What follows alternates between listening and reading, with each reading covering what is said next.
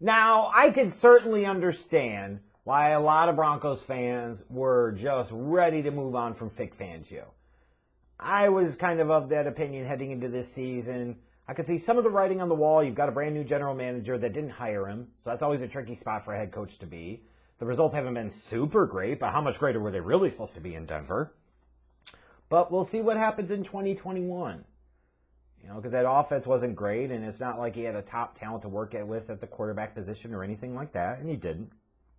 But, let's see what happens. And, as you got closer to the end of the season, even though I like Fangio, have an affinity for him because of his time with Chicago as a defensive coordinator, I'm like, you know what, yeah, when you see some of his in-game decisions, some of what he's done, no, he got to go.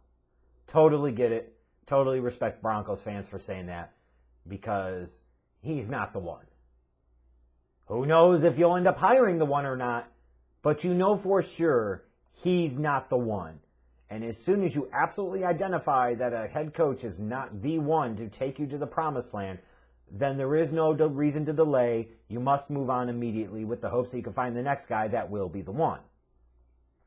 It's that simple. And I could also sit there and look and say, how appealing is this Denver Broncos job really? Who knows what you got going on in terms of the ownership situation? You're talking about a team that's in a division where you potentially have to play, Mahomes and Herbert twice a year for the next decade, if you even make it that far, but let's say even the next 3 to 5 years.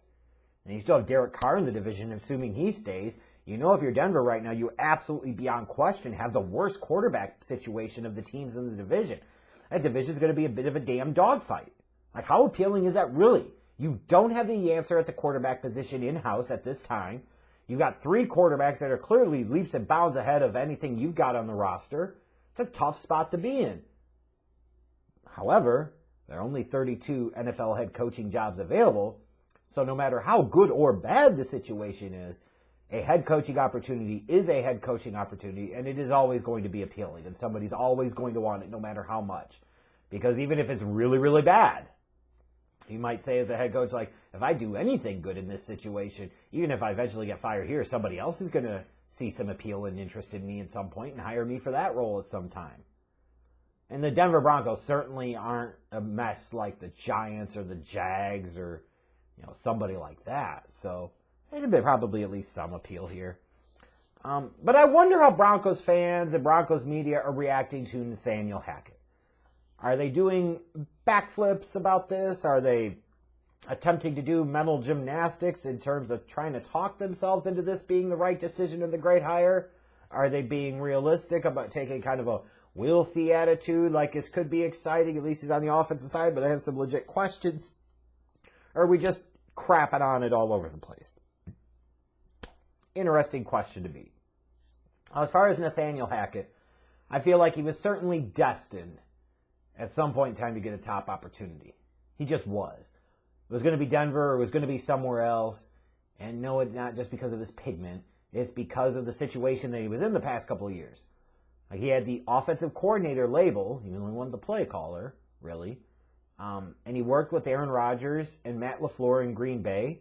So somebody looking to pluck off of the Shanahan-McVay kind of coaching tree. Now LaFleur is looking at a guy that worked with Rodgers the past couple of years. Those types of guys, by function, by nature, traditionally get NFL head coaching opportunities. They just do. It's like the guys in Green Bay in the 90s that used to work with Brett Favre. From the Mariucci's and the Grudens to the Andy Reids. These guys got opportunities in part because of their work with Brett Favre.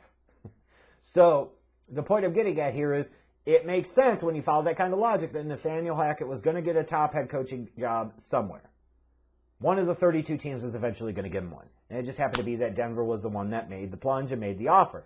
I'll at least say this, if you're a Broncos fan, you should be excited that this isn't Dan Quinn.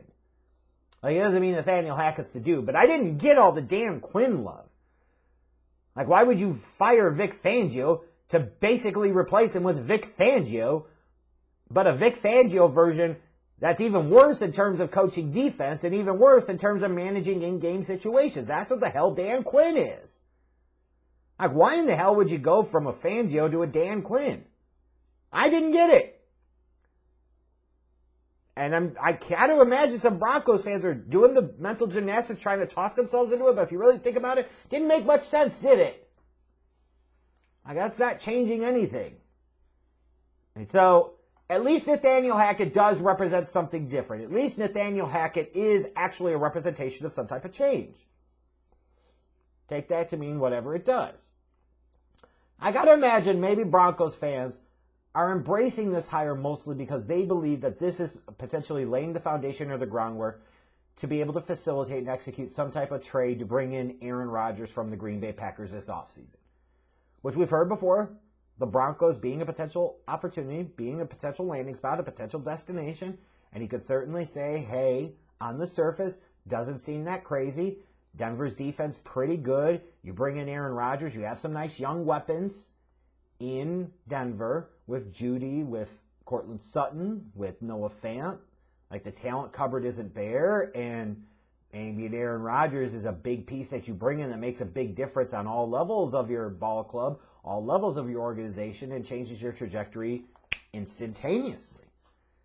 And maybe you feel like Nathaniel Hackett is the guy that could be a strong piece that helps facilitate that. And maybe it is. But I gotta ask you this. And maybe you also think that means that potentially a Devontae Adams comes with him. Who knows? But I got to ask you this. Like, even if you bring in an Aaron Rodgers, at best, age 39 Aaron Rodgers is only the second best quarterback in the division. Mahomes is the best quarterback in the division. And age 39 Aaron Rodgers is probably only the third most explosive or third most exciting quarterback in this division. And that's behind both Mahomes and Justin Herbert. Like, we talk about, Aaron Rodgers potentially winning a second straight MVP award in Green Bay. But part of that comes from the way they structured the offense and emphasizing the running game more with Jones and Dillon. It comes with the way they kind of protected Aaron Rodgers. It didn't put as much of the responsibility on him.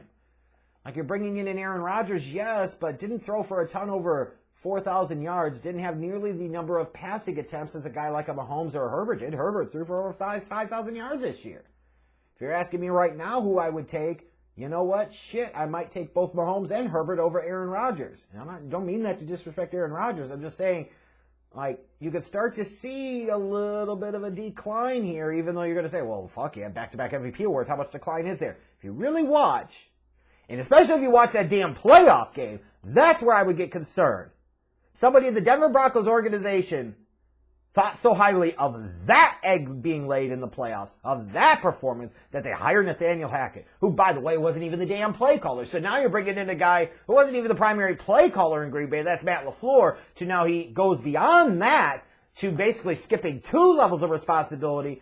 He will now probably certainly call his own plays in Denver, which he didn't do as an offensive coordinator, and now he'll be overseeing all of the football on the field operations as the head coach. That should be concerning. So yes, it might open up the pathway for Aaron Rodgers to come, but Jesus Christ, you look at a division where you already have Mahomes and Herbert, and let alone a Derek Carr, like Aaron Rodgers coming is no guarantee of any damn thing at this point. And what happens if he doesn't come? And he doesn't end up as a Denver Bronco? Then what does that mean with the Nathaniel Hackett hire? Are you basically out on it entirely? Is that the only reason that you hired him? Like, it's just kind of weird to me. I'm cautious about guys that had a coordinator role where they weren't even in charge of that unit, meaning they weren't even calling the plays. Like, there's just something about that gives me pause, gives me some concern. Like, looking at the Bears, Matt Nagy basically had play calling duties for half a season in Kansas City in 2017, and that was with Alex Smith as the quarterback, not Mahomes. Yes, it was Alex Smith's best season of his career, but when he got to the playoffs, it fell apart, and Nagy's play calling was terrible and should have been a major red flag for everybody involved with the Bears, and it wasn't. So limited experience at that what should be next logical step before becoming a head coach. And I would say the same thing for a defensive guy if they're not the defensive coordinator calling the actual plays and schemes and so forth. Like, if that's being deferred to the head coach, how much do you really want that guy? I don't know, Nathaniel Hackett, like, sometimes there's just a piss test, there's an eyeball test, there's a field test. Like, this certainly feels like another one of these guys that gets fired in 3 or 4 years, doesn't it? Now, maybe you're hanging on to the hope that Aaron Rodgers does come and the Broncos become a contender. But I don't even think if Aaron Rodgers comes, that automatically makes you a damn contender in that division, let alone in the damn AFC. And if I'm Aaron Rodgers at this point, I'm not sure I want to go to the AFC. I want to go somewhere in the NFC because the path might be much easier. So, I wonder what Broncos fans are feeling about this.